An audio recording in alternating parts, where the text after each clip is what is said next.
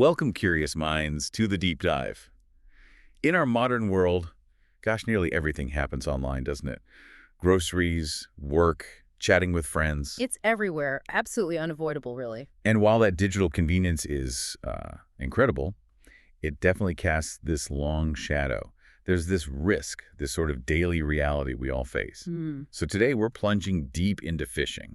Think of it like, I don't know, those sneaky clowns hiding in the internet's shadows. It's this digital deception where bad actors are just constantly casting nets for your sensitive info. Yeah, that's a good way to put it. You could think of phishing as social engineering's, well, evil twin. Right. It's basically a trick. Criminals pretending to be trustworthy, your bank maybe, or the government, even your boss sometimes. All to get data. Exactly. Personal data, financial details, logins, anything they can misuse. They prey on our trusts, Or just that we're busy, distracted for a second. And that's our mission today, right? To arm you, the listener, with the knowledge to navigate these treacherous currents. Yeah. To spot these things. Absolutely. In this deep dive, we want to give you the insights to identify these attacks, understand just how bad the impact can be, and it can be catastrophic, and, most importantly, how to stop yourself becoming a victim. We've got a lot to cover. We'll explore all the different kinds of phishing attacks out there, how they pop up in your everyday life, the real damage they cause. And we'll peek behind the curtain, too. Look at the hackers' playbook, their tactics. Definitely. We'll throw in some real-world examples, some pretty eye-opening ones, and crucially, give you those prevention strategies, how to build your digital fortress. But maybe before we jump into today's chaos, it's worth looking back a bit. Where did this all start? Yeah, good idea. Because it wasn't always this sophisticated, was it? Not at all. Yeah. It's, well, fascinating how far it's evolved. Or maybe how little we've changed fundamentally. One of the earliest phishing stunts people point to, it actually dates back to the 90s, something called AOL. Sounds kind of funny now. AOL, like America Online. Exactly. Back in the dial-up days, attackers basically tricked AOL users into giving up their login info. Seems almost quaint compared to today's threats, right? Wow. Yeah, simple beginnings. But it laid the groundwork, that basic idea of tricking someone for their credentials. So from that, small-scale AOL prank on early internet users, this thing has just massively ballooned. Oh, significantly. Massively. From those almost rudimentary tricks, phishing has exploded. It's a multi-billion-dollar global problem now. Hits everyone, every sector. Billions. Yeah. And the key thing to grasp, I think, is that even with all the tech advances, the attackers' tools getting smarter, our defenses getting better, the constant is human predictability. We're still falling for it. Well, attackers relentlessly exploit our basic human traits, don't they? Our curiosity about a weird message, maybe greed for a deal, fear, your account suspended. Or just being click-happy. We're all busy. Exactly. Too busy to check every link, maybe too trusting, too eager for info. And that, unfortunately, makes us, well, prime targets. It's like we're all just swimming in this huge digital ocean, like unsuspecting fish, as our source material kind of playfully put it. That's a good analogy. And speaking of the varieties, it's not just one type of phishing net we need to worry about, is it? It's way more complicated. You're absolutely right. Far from a single net, our sources really highlight the sheer variety, the ingenuity of these attacks. Fortinet, for instance, they've ID'd at least 19 distinct types. 19? Wow. Yeah, it's a real rogues gallery of digital deception, and each one is designed slightly differently, to hit different vulnerabilities. So understanding this rogues gallery, it's not just academic, it's crucial for defense, right? Knowing what you're up against. Absolutely. While the methods vary, email, voice call, something else, the target's the same. Yeah. Psychology, fear, agency, curiosity. They want that emotional click before the mouse click. Okay, so let's unpack this rogues gallery. Where should we start? Maybe the classic. Yeah. Email phishing. The old bait and switch. Yeah, the granddaddy of them all. That's the most common form, definitely. Yeah. The garden variety spam we probably all see daily floods the inbox. Right. It's those emails pretending to be legit companies. The ones, account suspended, click here, or Amazon order confirmation for something you definitely didn't buy. Yeah, I get those. The goal's always the same. Gets you to click a bad link, open the dodgy attachment, leads to data theft, malware, you name it. And the stats are pretty stark. They really are. Verizon says something like 96% of phishing attacks still start with email. 96%. Wow. Even now, after all the warnings. Yep. So if an email smells even a little bit fishy, it probably is. trust that instinct. 96%. It's wild. It makes you wonder why email is still so dominant. Are we getting worse at spotting them? That's a really interesting question. I think maybe it's two things, volume and habit. Okay. We get so many emails, our guard just naturally drops. And emails where we do business, right? Banking, shopping, work stuff, we expect important messages there. Attackers exploit that habit. Send enough out, even a tiny fraction get clicked because someone's busy, distracted, or, expecting something similar. It's cheap for them, high volume. Makes sense. And while those mass emails are everywhere, attackers can get way more personal, can't they? Which brings us to spear phishing. Personalized pain, as our source called it. Exactly. This is where they step up their game. Big time. Instead of just blasting emails out, spear phishing is highly targeted. The attacker does their homework. Researching the victim. Oh, yeah. They'll scrape LinkedIn, Facebook, company websites, looking for your name, job title, colleagues, projects maybe, personal details. Creepy. Definitely. Then they use that info to craft an email or message that feels incredibly real. Builds trust deceptively.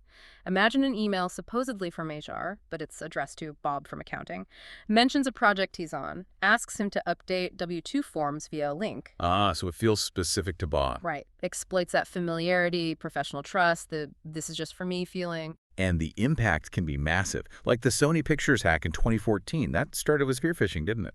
That was a huge one, a textbook example, really. The initial way in was a spear phishing email, apparently via LinkedIn. Wow. Think about it, a really well-crafted message, looks like it's from someone you know or maybe a new professional contact. You click out of curiosity or professional obligation, and bam. Floodgates open. Totally. The fallout was immense. Sensitive emails leaked, unreleased movies, salaries, embarrassing internal chats, even executive health records.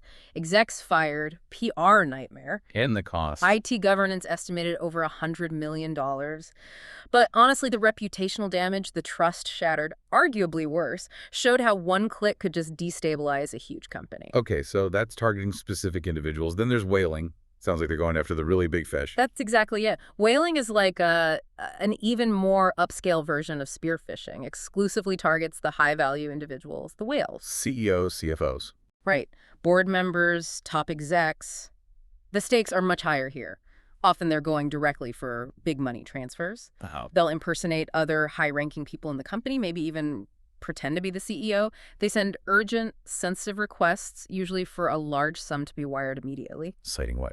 A secret deal? Yeah, something like a confidential merger, an urgent acquisition, maybe a discreet legal thing. It preys on the exec's authority, the pressure to act fast, keep things quiet. So it's not just data theft, it's straight up cash grabs from the top. Often, yes. And the impact can be, well, enormous. Belgium's Kreeland Bank, for example, lost 75.6 million in 2016. 75 million euros from one scam. Yep. Classic CEO fraud via email. They successfully impersonated the chief executive, got a huge transfer authorized. Shows how effective targeting the top can be. Big return for the colonels. Wow, 75 million. I can't even picture that. Makes you wonder about the internal checks, How does that even happen? Right, and that's part of the social engineering. They create such urgency, such a sense of authority, that people bypass the normal procedures. They exploit that human element within the system, make questioning feel risky. Okay, so email is huge, but they use phones too. That brings us to phishing. Voice phishing, what's the deal there? Phishing is phishing over the phone, using voice calls. And it's insidious because, well, we tend to trust a human voice more, don't we? I guess so, yeah. Attackers often use caller ID spoofing, so the number looks legit. They'll pretend to be your bank, the IRS, maybe tech support from Microsoft or Apple. Try to get what? Social security numbers. Bank details. Exactly. SSNs, bank info, logins, often saying there's an urgent security issue or they need to verify your account. And it's getting worse. Well, yeah. Imperva warns it's rising, especially with AI deepfakes. It's getting harder to tell if you're talking to a real person or a synthesized voice. Adds a whole new scary layer. I've definitely had those calls. Fake IRS agent threatening jail unless you pay in Bitcoin or something. It's really unsettling. That's a perfect example. They play on fear legal trouble, money loss, create massive urgency, makes people act without thinking, without verifying. No visual cues like email, just that voice pressure. And then the text message version smishing, that's blown up too, hasn't it? Oh, absolutely. Smishing, SMS phishing, it's exploding. Think about it. Our phones are glued to us, always on. True. We often treat texts with this immediate personal trust. UpGuard's reports show a huge surge because criminals know this. They capitalize on that constant connection. Like the fake package delivery tech. Exactly. You're waiting for something. A text pops up, looks official, says your delivery's delayed, click here to reschedule. You're annoyed, you click instinctively. Boom. Fake site, malware, credentials gone. Or the fake bank alerts. Right. Urgent alert, account frozen, verify here. The sheer number of texts we get, plus that notification ping, it's just incredibly effective for them. Social media isn't safe either. Angler phishing, what's that about? Angler phishing is clever. It exploits our desire for quick customer service on social media. Attackers set up fake support accounts, look official on Twitter, Facebook.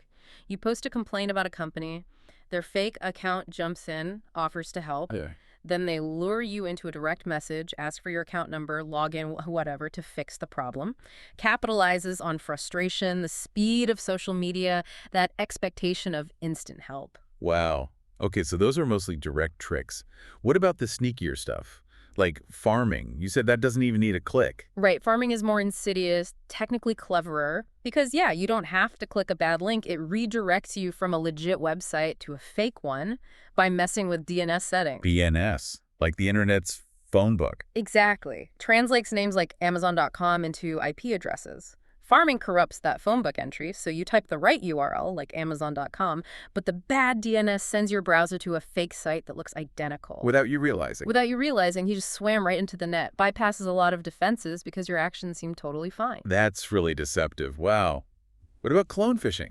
Sounds like it uses familiarity. It does. Clone phishing is a real copycat crime. Super cunning.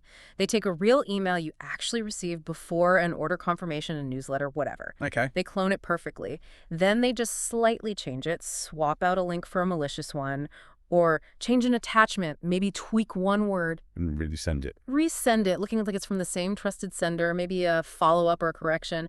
It exploits your familiarity with that past email. Right. Makes it really hard to spot because it looks almost exactly like something real you already saw. Ugh.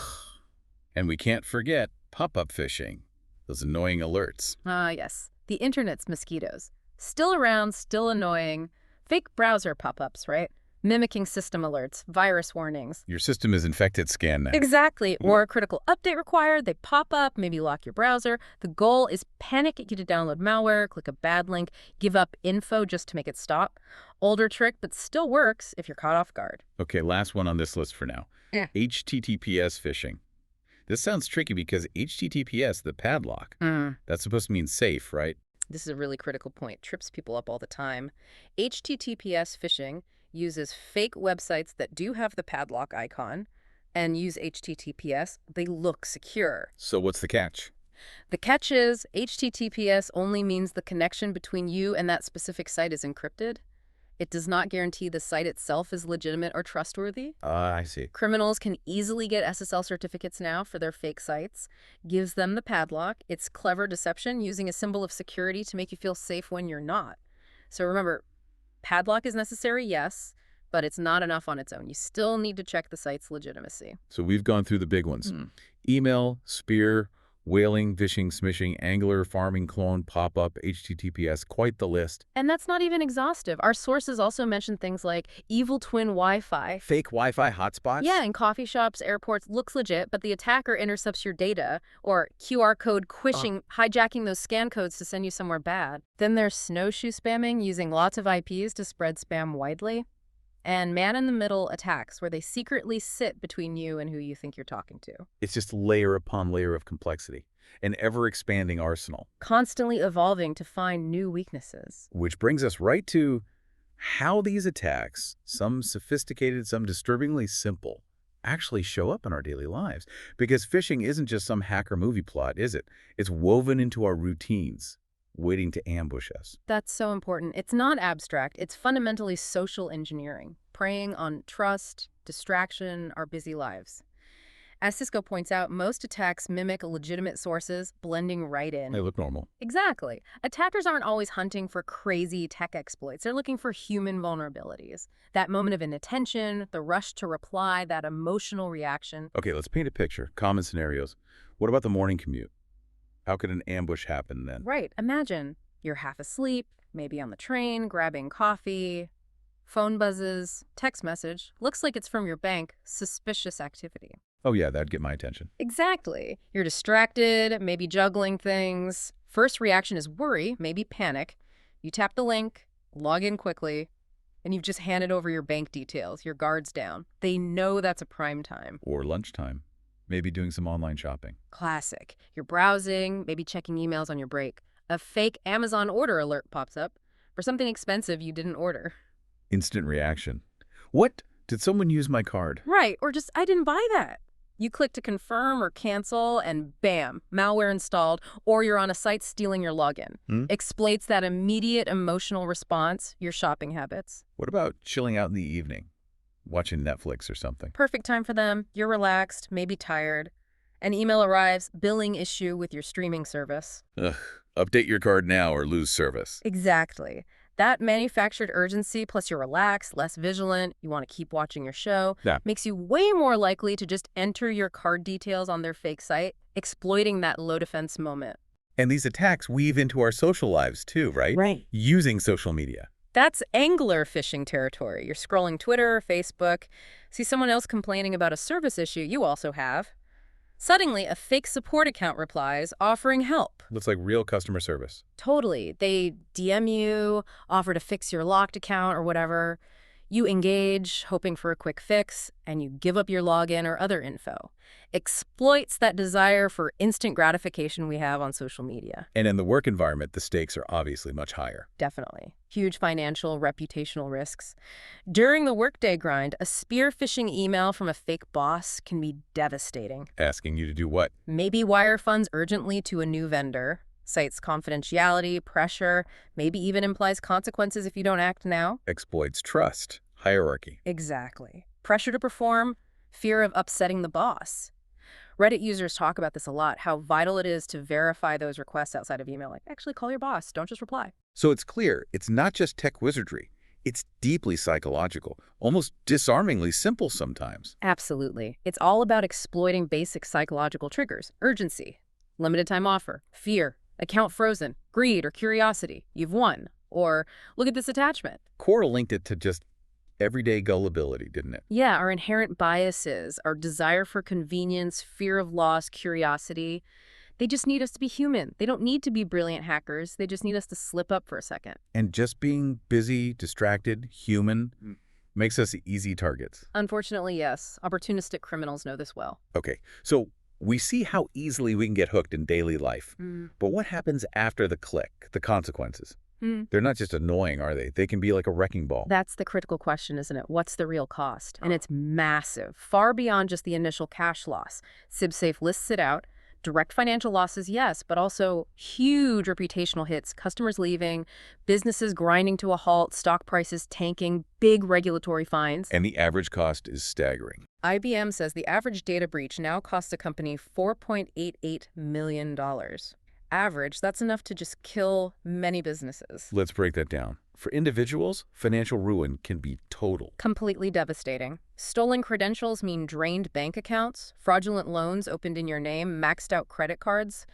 The FBI said individuals lost $18 million to phishing in 2023 alone. 18 million. For many people, that's life savings gone. Insurmountable debt, years of recovery, just wipes out their financial security. And beyond the money, there's identity theft. That nightmare lasts for years. It's a profound violation. Victims face years, literally years, fighting to fix credit scores, clear their name, restore their reputation. The OCC warns about this long-term damage, makes it hard to get loans, rent, even find jobs. It's exhausting, soul-crushing, constantly having to prove you are you and you didn't do those things. And phishing often delivers malware, right? Which causes its own kind of mayhem. Definitely. Phishing emails are prime delivery vehicles for nasty software. Ransomware is a big one, locks your files, demands crypto payment, or other malware like Trojans or spyware that just sits there silently stealing data, maybe giving attackers remote control of your computer, turning it against you.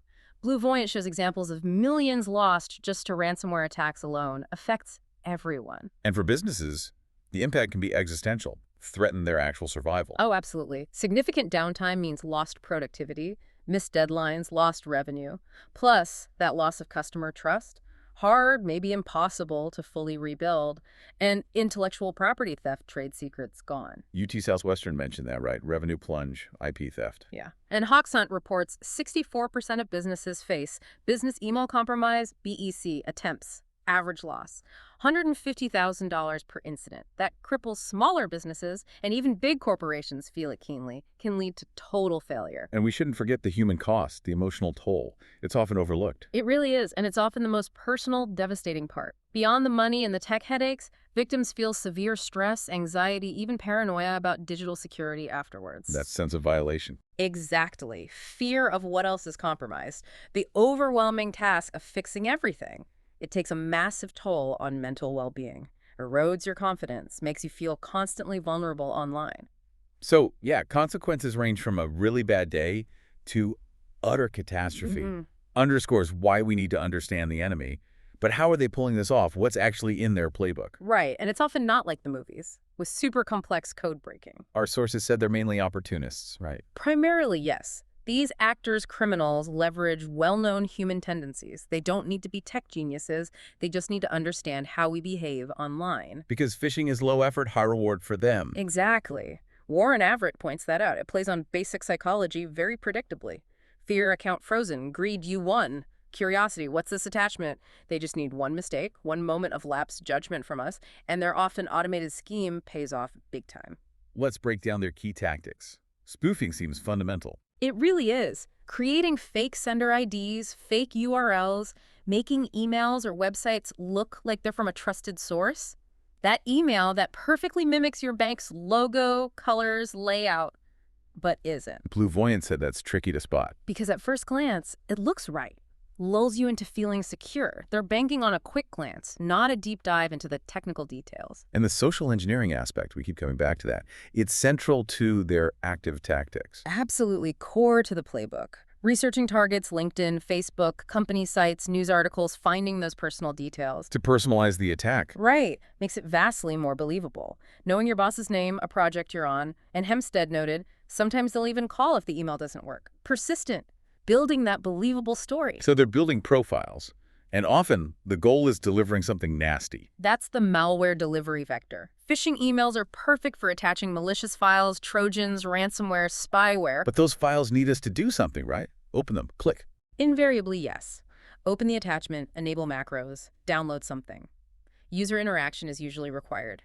Once activated, though, they can steal data, encrypt your drive, give the attacker remote control. Your device becomes their tool. And they don't need every email to work because they play a numbers game. Precisely. They use botnets networks of compromised computers to send millions, maybe billions of phishing attempts daily. It's quantity over quality for many campaigns. Just need a small percentage to bite. Exactly. Even a tiny success rate across millions of attempts equals huge criminal profit. Highly efficient, unethical business model. Like fishing with a giant net, something will get caught. And what's making things even harder for us now? AI must be involved. Oh, AI is a definite game changer. Elevates the attacks. Creating convincing deepfakes for phishing mimicking voices perfectly. Your boss, family member, scary stuff. Yeah. Plus, AI helps write better phishing emails. More grammatically correct, contextually relevant, emotionally manipulative, makes scams harder to spot, even for careful people, helps bypass our usual red flags. So once they succeed, get data or money. What happens then? How do they cash in? That stolen data is gold on the dark web. It's bought and sold constantly. Fuels more crime, identity theft, financial fraud, even targeting other companies using the credentials they just stole. And the attackers themselves vary. Big time. Graphis highlights the spectrum from sophisticated state-sponsored groups doing espionage to less experienced script kiddies using off-the-shelf tools. It's a huge, interconnected criminal ecosystem. Stolen info is the currency. It's deeply unsettling. But maybe seeing real-world examples makes the threat even clearer. It really does drive it home, doesn't it? The ripple effect isn't theoretical. We see it in headlines. Real consequences for people, companies, even countries. The lessons learned are invaluable, stark warnings. And each case, while different, seems to come back to that single click, that moment of distraction. Exactly. A human failure exploited by clever social engineering, more often than a pure tech failure. Let's start with Sony Pictures, 2014. That was massive news. Ugh, seismic. And it started with the spear phishing emails, supposedly via LinkedIn. Someone clicked. And the result? Total chaos. Leaked emails, unreleased films, salaries, internal gossip, exec health records, execs fired, PR disaster, estimated over $100 million lost. But the trust shattered, the inner workings exposed. Just brutal. Showed how one click could rock an empire. Even tech giants like Facebook and Google got hit, right? Yeah. Despite all their resources.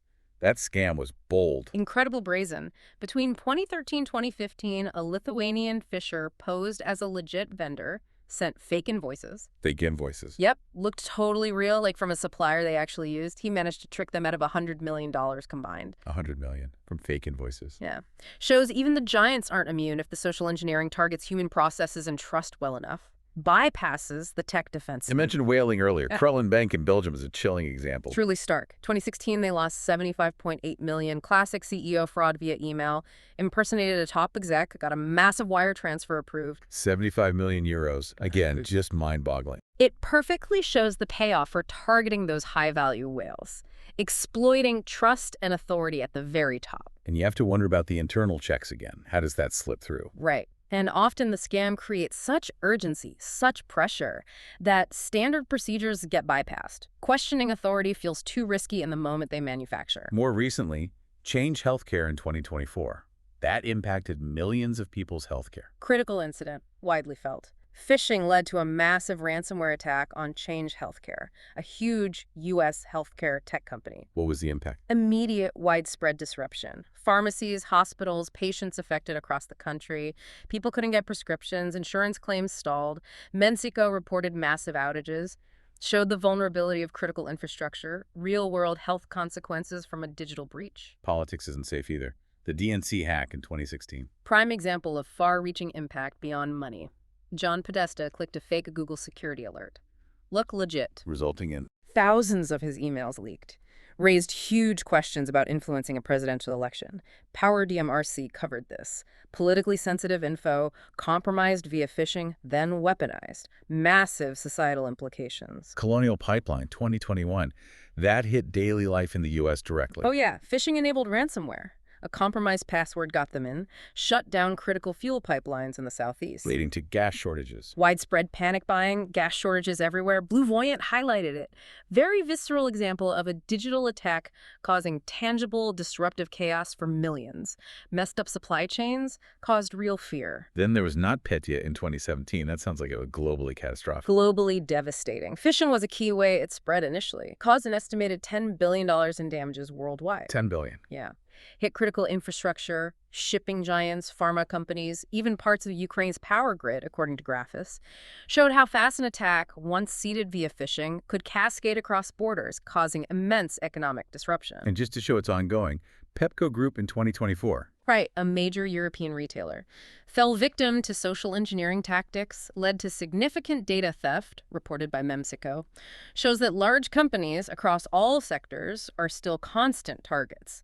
The tactics evolve, but they often still rely on exploiting us humans. It's a relentless battle. These examples really hammered home. It's not minor stuff, it's systemic risk.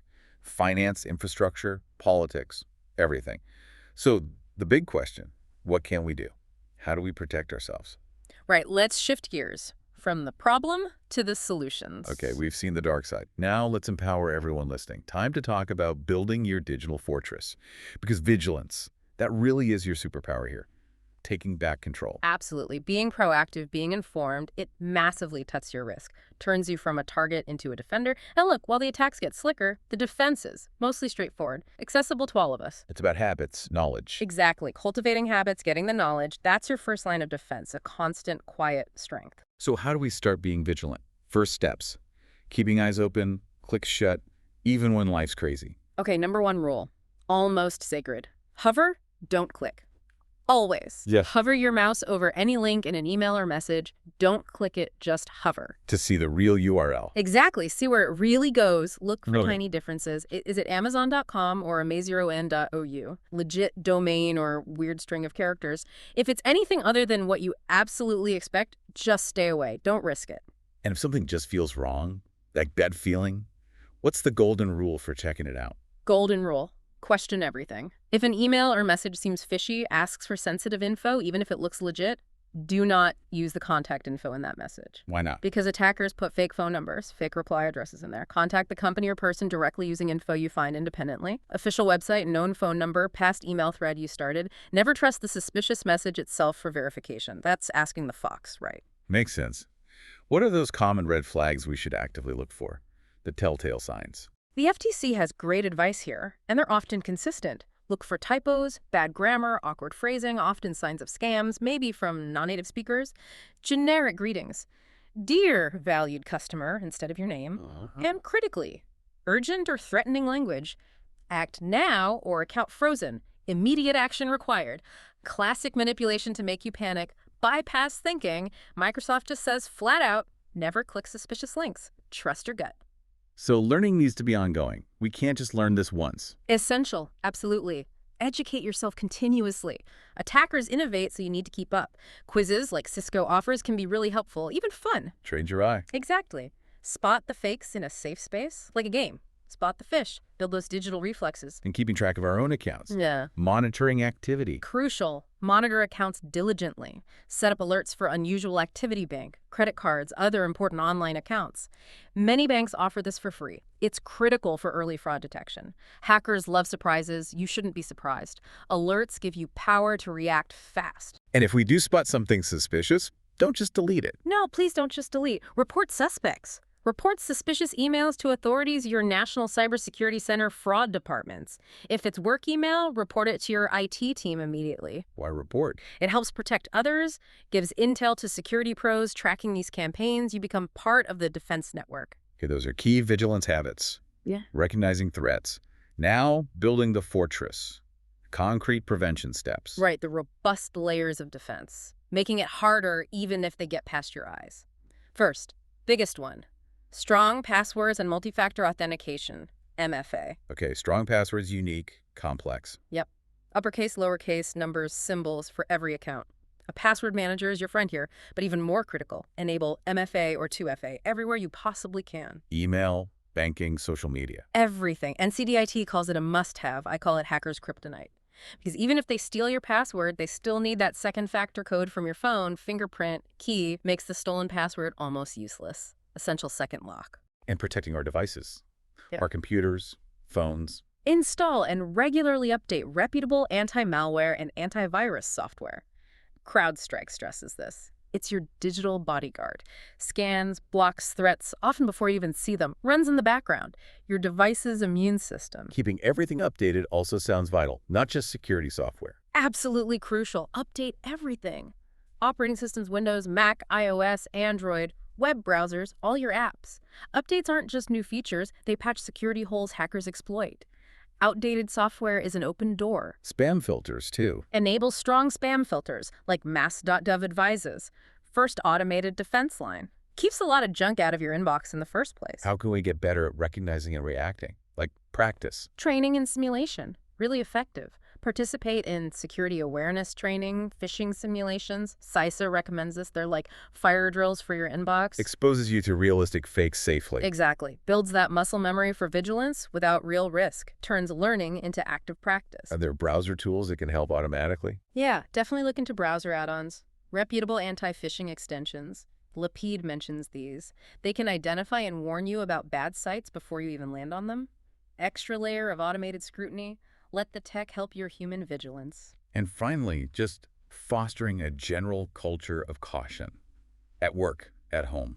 Maybe the most important overall strategy. Foster a culture of caution. Create an environment where reporting suspicious stuff is encouraged, not ignored or shamed. OCC said never share info blindly. Right. Cloudflare suggests strong email filters for orgs.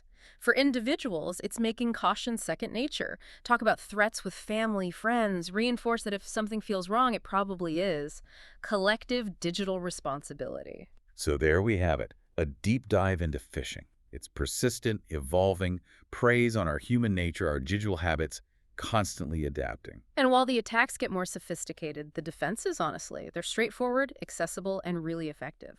Awareness, proactive steps, those are your most powerful tools. It's not about being a cybersecurity guru overnight. Just good digital habits. Exactly. Healthy habits, critical thinking, layering those simple, strong security measures into your daily life. As we wrap up, Maybe something to think about.